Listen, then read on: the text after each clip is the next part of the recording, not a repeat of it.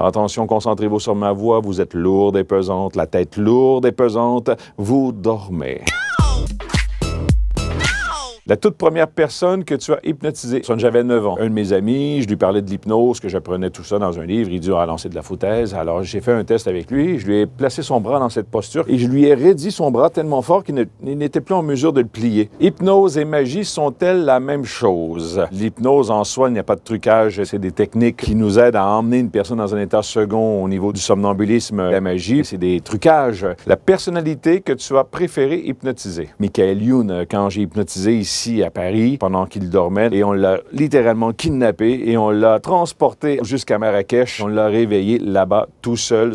Michael, ça va? Qu'est-ce que vous faites ici, Michael? Ça a été un moment très marquant. Tu nous donnes 3 secrets clés sur l'hypnose. Je les garde pour moi.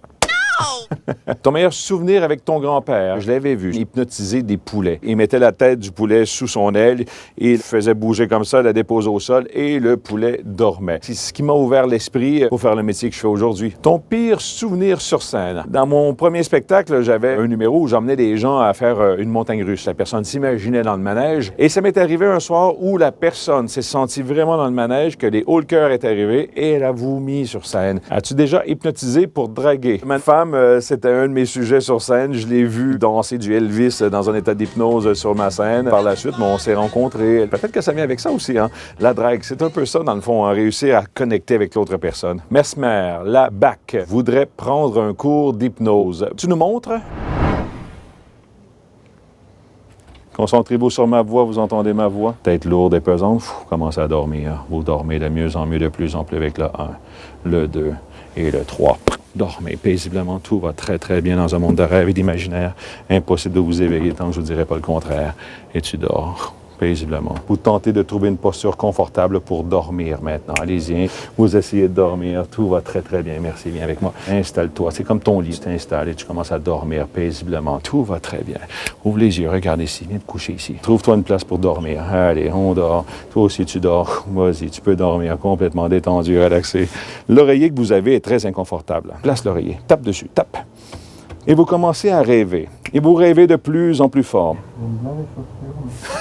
Quand t'avais des chaussures, t'étais petit?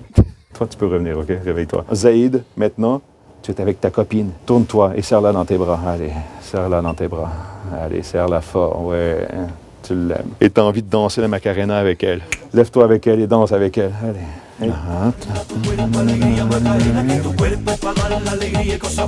Est-ce que tu peux nous parler maintenant en français ou essaie de dire quelque chose en français pour voir? Oui. Oui? Maintenant, j'efface le français.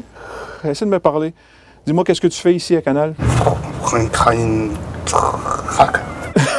Maintenant, fermez les yeux tous les deux, fermez les yeux tous les deux. Et on revient doucement vers la conscience avec le 1, le 2 et le 3. On remonte et on se souvient de tout dans les moindres détails. Ça va, là?